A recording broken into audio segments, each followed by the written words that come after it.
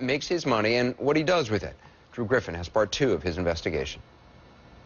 It's clear Waleed Shoebat does not like tough questions. It's a stupid question.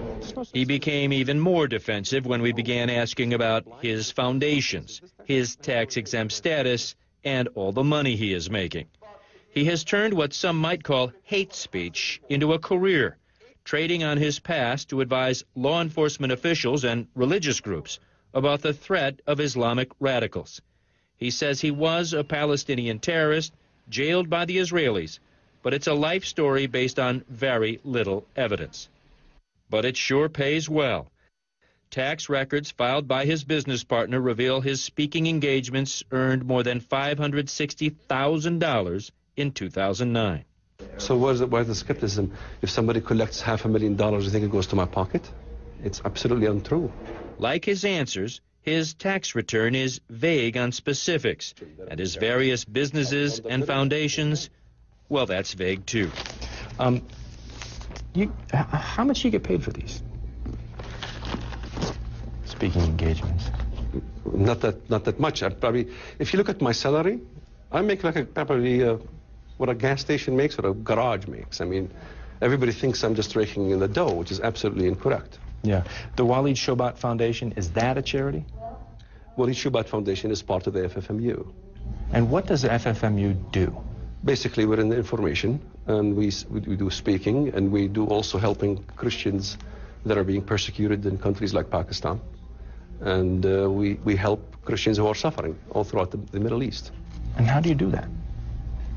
None of your business. Isn't it anyone's business who donates to you? Of course, but you see, a lot of the times, if you disclose information who you're helping, you know, it ends up biting them.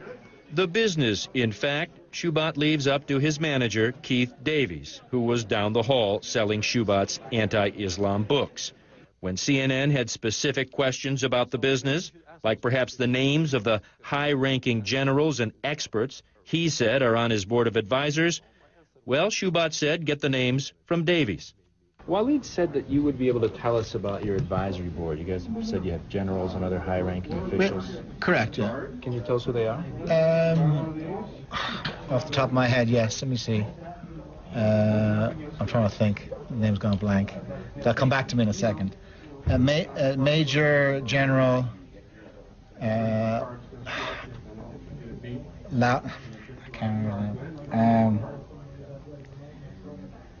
Four-star, there's a 3-star general of the Air Force, Irish name, Thomas.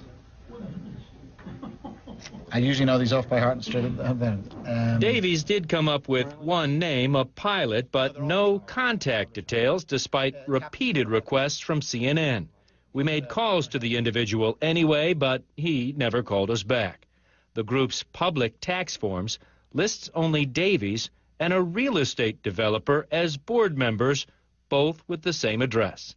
Shoebat and Davies run several foundations and 3 websites that are all linked, a confusing model, considering the group's tax returns for the past 4 years contain very little information.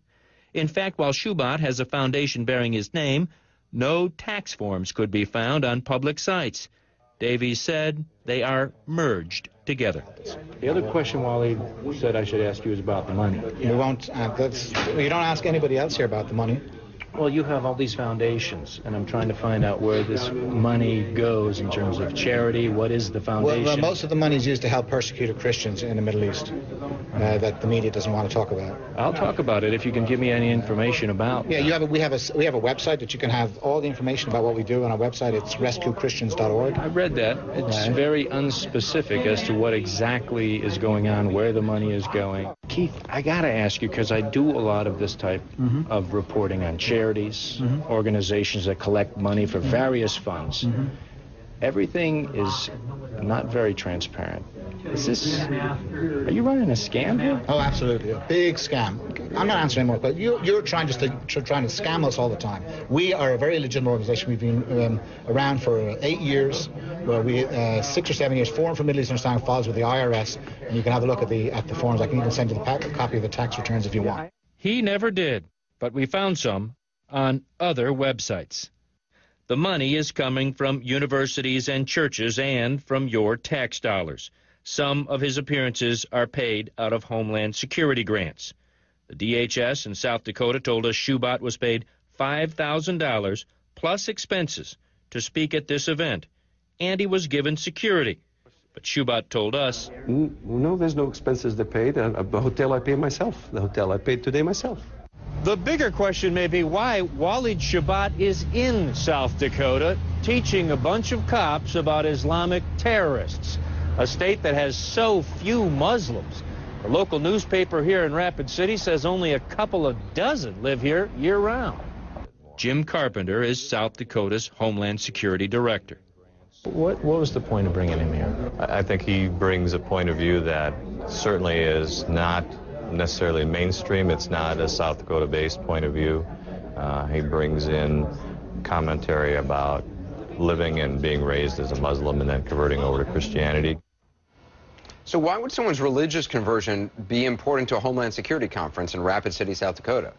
You know, I really couldn't figure that out, and based on further questions, I really didn't get a good answer from Jim Carpenter with the South Dakota Department of Homeland Security. The Federal Department of Homeland Security, Anderson, we went to, trying to find out if they do any vetting of speakers, if they had any idea about Schubot, if anyone in the federal government did what we have done, try to check out all his claims. Well, what we got from Homeland Security was a statement that said if states use DHS grants for speakers, it's up to the states to vet them.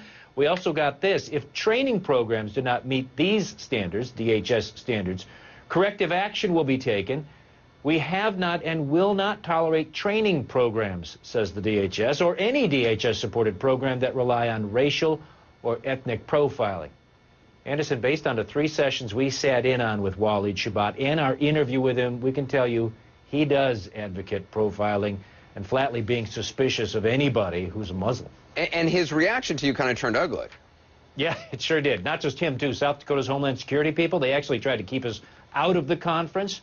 We got in only after they had to call the governor's office. As for Schubot, he did get testy. Later sessions, after that interview, he began attacking the media, specifically CNN, for doubting his story. He has since accused us, and you, Anderson, of being used by the Council on American Islamic Relations, even suggesting that group was the primary source for our reporting, which, of course, is not true. And it's interesting. I mean, if somebody's running a legitimate foundation that's tax-exempt and stuff, I mean, usually they're very willing to be transparent and willing to give documents and stuff. It sounds like those guys were saying, oh, yeah, we'll send you these documents, and then nothing shows up. No, and it's all wrapped in this secrecy and security.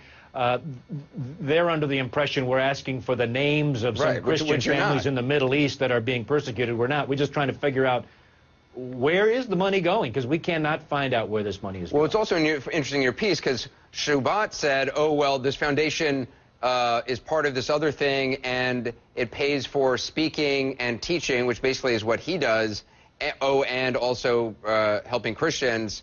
The other guy said it mainly goes to helping Christians, and yet again, no details. And I think you could see from the reporting, we couldn't get a straight answer about anything from just about anybody. That reporting continued in our various emails and contacts with these fellas after that. It was just a very confusing, and in the past when we've done reporting like this, the more confusing, the less transparent things are, the more questions need to be asked, I think, by DHS and other federal authorities. Yeah, interesting that they haven't been. Drew, appreciate the reporting. Great job as always. Thanks.